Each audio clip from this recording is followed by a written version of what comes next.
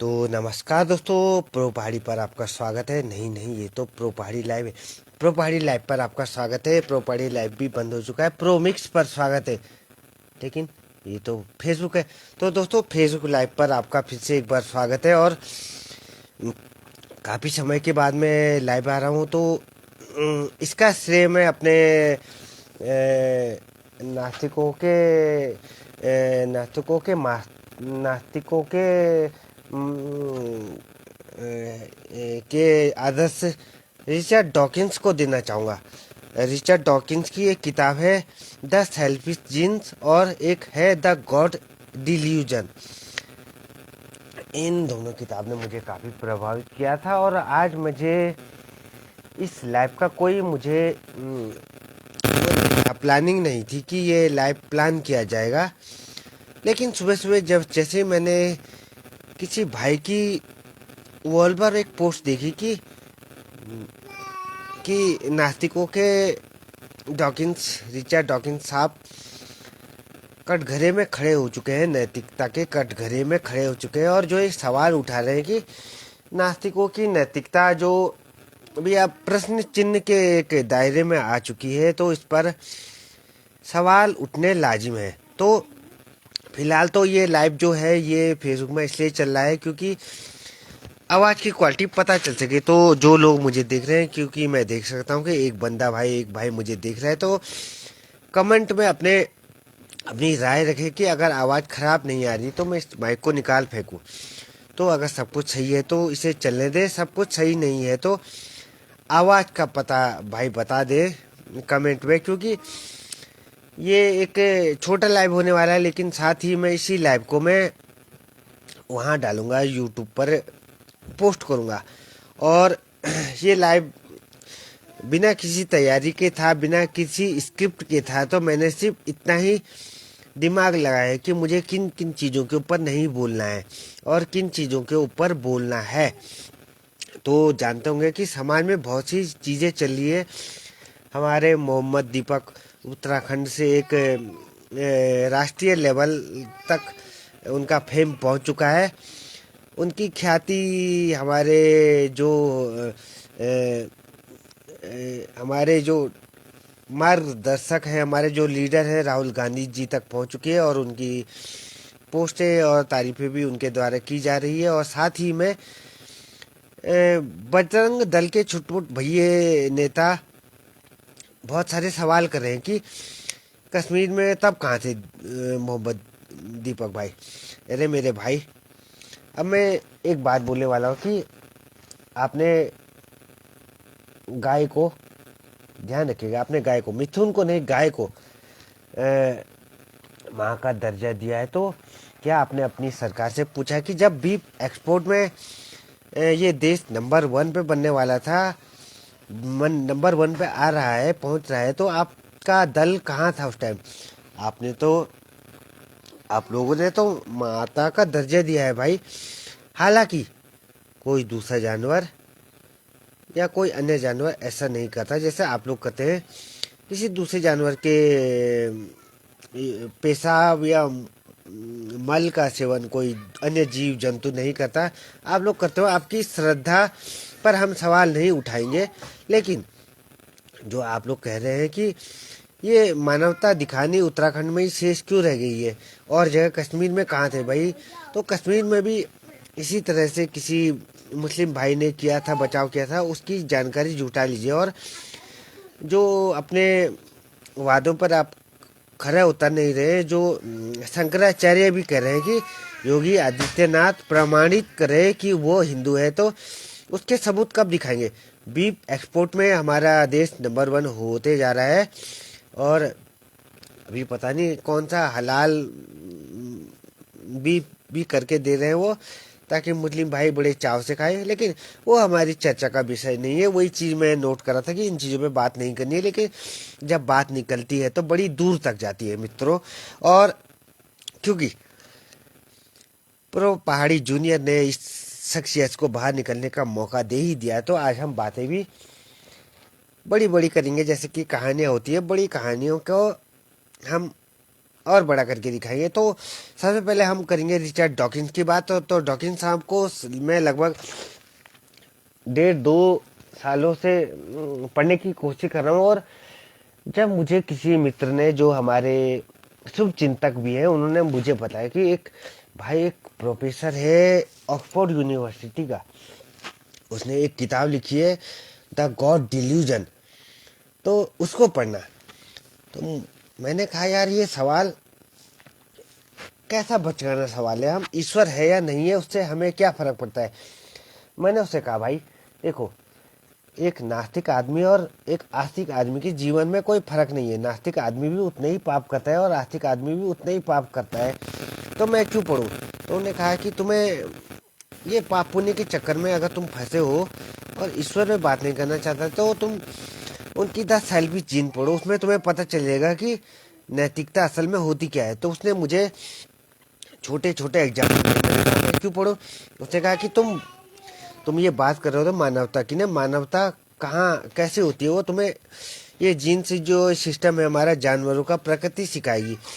तो डॉकिंस साहब की किताब में तुम्हें जानने को मिलेगा कि कैसे जानवर भी बड़े मानवीय कार्य करते हैं। जैसे मीर कैट होते हैं, एक पशु होते हैं, जानवर होते हैं, बिल्ली की तरह ही होता है वो।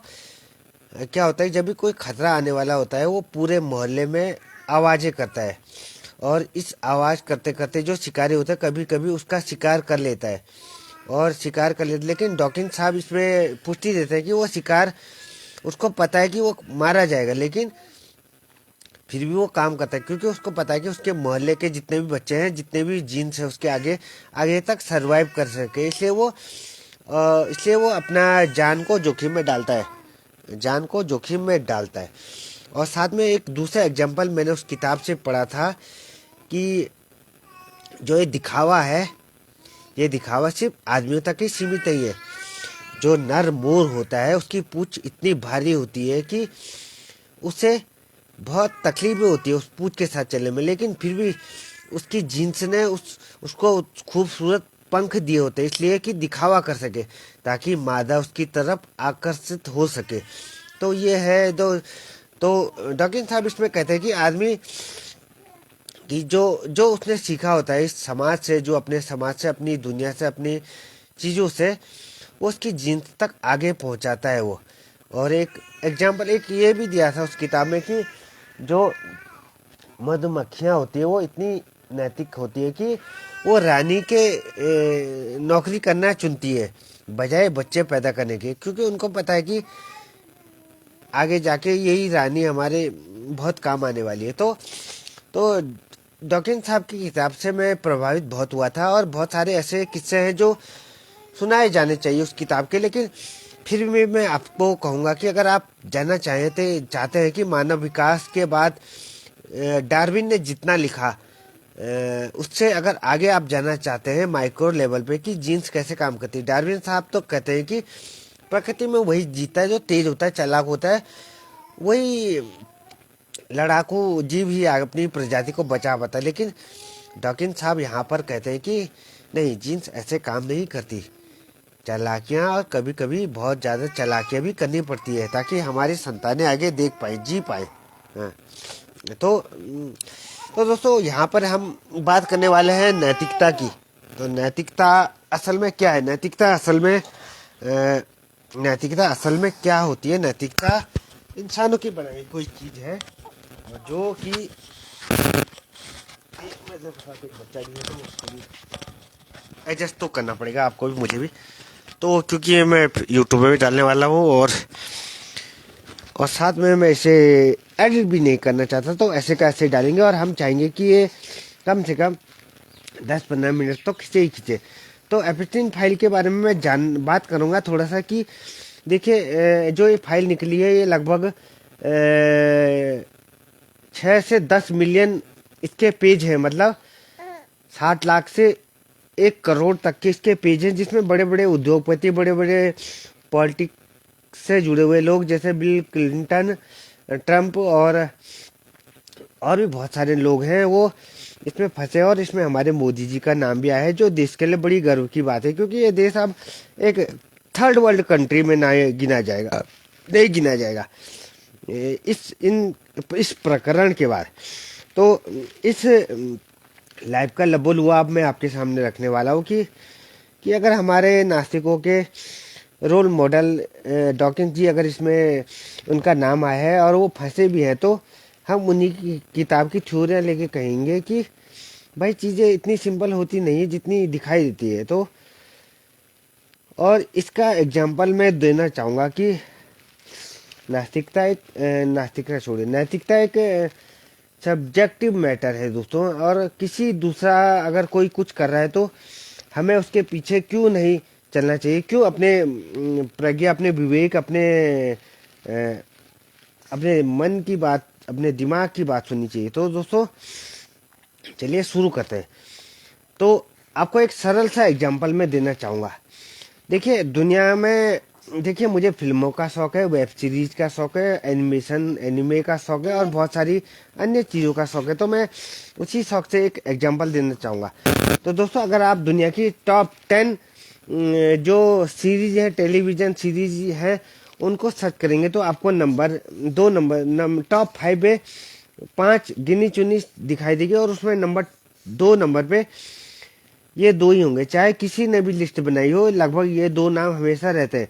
नंबर 1 पर या तो गेम ऑफ थ्रोन्स होगा, नंबर 2 पे या तो ब्रेकिंग बैड होगा, या कहीं कहीं पे ऐसा होगा कि नंबर 1 पर ब्रेकिंग बैड होगा, नंबर 2 पर गेम ऑफ थ्रोन्स होगा। गेम ऑफ थ्रोन्स मेरा पसंदीदा है ही, क्योंकि उसमें भले ही नैतिकता और अनैतिकता को एक बड़ी फूहड़ अंदाज में दिखाया गया हो, लेकिन फिर भी बात वो वही करती है कि एक भला इंसान जीतता है, ये उसका सार है। लेकिन ब्रेकिंग बैड को मैं लगभग 5 6 साल 10 साल से देखने की कोशिश कर रहा था, लेकिन मैंने अभी तक उसका सिर्फ एक ही एपिसोड देखा है और उस एपिसोड को मैं आगे देखना क्यों नहीं चाहता, मैं आपको बताऊंगा। क्यों वो नंबर 1 दुनिया की बेस्ट सीरीज हो सकती है, गेम ऑफ थ्रोन्स को अपने रिकॉर्ड्स में हरा कर, लेकिन मैं फिर भी उसको नहीं देखूंगा क्योंकि उसकी कहानी मुझे अच्छी नहीं लगी।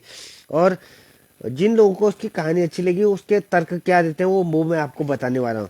तो ब्रेकिंग बैड में होता है दोस्तों, एक प्रोफेसर होता है, केमिस्ट्री टीचर होता है, जो रिएक्शन वगैरह सिखाता है। उसको पता चलता है कि उसको एक लाइलाज कैंसर बीमारी है, कोई कैंसर की कोई बीमारी है।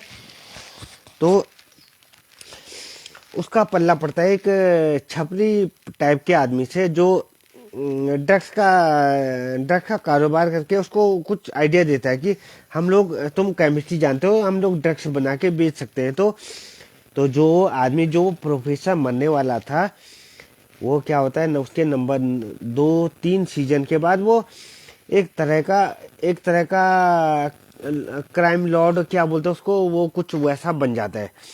और उसका एक डायलॉग होता है उसमें कि no no no, I am not in the danger, I am the danger. तो यही चीज मुझे उसकी बुरी लगी कि कैसे इसको महिमा मंडित करके बता दिया कि एक टीचर से तुम ड्रग्स का, उसको ड्रग लॉर्ड बनाओगे, तुम उसको डॉन बनाने वाले हो, और उसको तुम इतनी खूबसूरती से तुमने उसकी कहानी दिखाई है कि हमको भी लगेगा कि ये गलत और अच्छा क्या है, ये तो एक सब्जेक्टिव मैटर है ना ये। लेकिन नहीं दोस्तों, जो गलत होता है वो गलत ही होता है। गेम ऑफ थ्रोन अपनी जगह सही है, क्योंकि वहां पर टीरियन लैनिस्टर की बात हो रही है, आर्या स्टार्क की बात हो रही है, जॉन स्नो की बात हो रही है। वो लोग अच्छे होते हैं, उनके पीछे हम अगर उनसे हमारा लगाव होता है तो एक अच्छी बात है। लेकिन ब्रेकिंग बैड में एक टीचर जो एक ड्रग लॉर्ड बनता है, जो कोकीन वगैरह पता नहीं क्या क्या बेच के बोलता है कि आई am not in the danger, I am the danger. तो ये एक कोई लोगों के लिए एक सब्जेक्टिव मैटर है। और बहुत सारे लोग जिन्होंने मुझसे कहा है कि तुम क्या क्या देखना पसंद करते हो, मैंने कहा भाई मैं ब्रेकिंग बैड के अलावा सबको देखना चाहता हूँ, देख चुका हूँ। तो वो बोलते तुमने ब्रेकिंग बैड नहीं देखा तो तुमने क्या देखा। मैंने कहा ब्रेकिंग बैड यार घटिया चीज है, वो मैं नहीं देखूंगा। उसमें तुम एक टीचर को एक एक डॉन बना देते हो, लास्ट में ड्रग लॉर्ड बना देते हो, वो कोई अच्छी चीज नहीं है। तो वो बोले थे उसको तुम देखो, उसकी कहानी को समझो, तो तुम्हें उससे प्यार हो जाएगा। मैंने कहा मुझे पता है मुझे उससे प्यार हो जाएगा, कहानियां मैं खुद लिखता हूँ, मुझे पता है कहानियां कैसे बनाई जाती है, कैसे एक विलन को भी हीरो दिखाया जा सकता है। लेकिन हम वो नहीं करना चाहते। क्यों? क्योंकि वो हमारे नैतिकता के दायरे में नहीं आता है। हमारे लिए क्राइम गलत है तो गलत ही रहेगा। तो इसी तरह मैं कहना चाहता हूँ कि हमारे रिचर्ड डॉकिंस साहब अगर इस मामले में उनका नाम आया, अगर वो फंसते भी हैं तो उनकी किताबें अ, उनकी किताबें वैसी ही रहेगी, उतनी ही मान्य रहेगी हमारे लिए जितनी पहले थी। और क्योंकि अब मोदी जी भी वहाँ आ चुके हैं, वो डांस वगैरह जो भी उनका था वो कर चुके हैं। तो ये देखिए, एक जमाना था जब वो कहते थे ये नेहरू की गलती है, ये उनका टीम कहती थी कि सोनिया गांधी जी बार डांसर है। तो समय ने देखिए कहाँ उनको ला दिया, वो खुद ही एक नाचने वाले भांड की तरह बन चुके हैं। लेकिन फिर भी हम मोदी जी के बारे में इसमें बात नहीं करेंगे। तो हम ये कहना चाहेंगे दोस्तों, ठीक है, ज्ञान कहीं से भी मिले, कोई भी आदमी दे रहा हो, उसके ज्ञान को हमेशा प्रासंगिक ही बनाए रखिए। ऐसा नहीं कि अगर हमारे डॉकिंस साहब अगर एपिस्टीन फाइल में आ चुके हैं तो उनका कैरेक्टर पूरा कमजोर पड़ चुका है, ऐसा नहीं है। हालांकि अभी उनका सिर्फ चर्चा ही हुए हैं, उन्होंने वैसा नहीं किया जैसा एपिस्टीन फाइल में। और देखिए, इस एपिस्टीन फाइल वाला ये प्रकरण है, इसमें तो मुझे के बारे में रिसर्च भी नहीं करना चाहता, क्योंकि मुझे जब मैंने इसका सुना था कि इसमें इतने लोग आ रहे हैं, वो लोग बच्चों के साथ यौन दुर्व्यवहार कर रहे हैं, और साथ में एक बहुत ही बेकार चीज सुनी थी कि कुछ कुछ जगह पर कुछ बच्चों के वो मार के आंतड़ियां खा रहे हैं। तो मुझे लगा कि यार ये तो फिर मानवता सिर्फ हम ही जैसे मिडिल क्लास लोगों के लिए, साधारण लोगों के लिए रह गई है। जिसके पास पावर है, मतलब वो तो मानवता को पैर की जूती भी नहीं समझ रहा। अगर इस तरह के हालात है कि किसी की आंतड़ियां पका के खा रहे हो, तो वो भी छोटे छोटे बच्चों की। तो इस चीज में मैं रिसर्च करना नहीं चाहता, जिस तरह से मैं ब्रेकिंग बैड देखना नहीं चाहता। मुझे नहीं देखनी ब्रेकिंग बैड, चाहे वो दुनिया की नंबर 1 सीरीज ही क्यों ना हो। मैं नहीं चाहता कि एक हमारे टीचर, हमारा एक मास्टर जो अपना दिमाग, केमिस्ट्री का टीचर जो अपना दिमाग ड्रग्स बनाने में लगाए और ड्रग लॉर्ड बन जाए, और बाद में लोगों से कहे कि आई am not in danger, I am the danger. तो ये बहुत ही चीजें, और ये नैतिकता एक सब्जेक्टिव मैटर हो सकती है लोगों के लिए, लेकिन हमारे लिए एक यूनिवर्सल ट्रूथ है भाई कि जो अच्छा है वो अच्छा है, जो बुरा है वो बुरा है। तो यहाँ पर हम इस लैब को यहीं पे समाप्त करते हैं, ताकि मैं अपने बच्चे पर ध्यान दे सकूं, और जो सेल्फिश जीन है वो मैं ना कहलाऊं। तो अभी के लिए ये देखने के लिए था कि मैं कर सकता हूँ या नहीं कर सकता, और मुझे पता चल चुका है कि मैं कर सकता हूँ फिर से लाइव। तो धन्यवाद दोस्तों मेरी बकवास सुनने के लिए। और हाँ, मैंने कहा था कि मैं अपनी कुछ थ्योरीज बताऊंगा, तो मेरी एक थ्योरी मैं शॉर्ट में बताना चाहता हूँ। ज्ञान की थ्योरी है, जिसे कहते हैं फिल इन द ब्लैंक, रिक्त स्थान भरो। तो दोस्तों, कभी कभी क्या होता है कि आप चीजें हो तो पता करते हो, आपके पास पूरी जानकारी नहीं होती, तो उस पूरी जानकारी के लिए आप लिख लीजिए जितना आपको पता है, और जो रिक्त स्थान रह जाएंगे उसको आप एआई के द्वारा पता कीजिए। जैसे कल मैंने वेन सांग पर एक आर्टिकल लिखा था, मुझे पता था इसके फैक्ट पूरे नहीं है और इसके रिक्त स्थान एआई भरेगा। तो मैंने उस पोस्ट को किया और उसके बाद कहा कि एआई से कहा कि अब इसमें फैक्ट जांचो।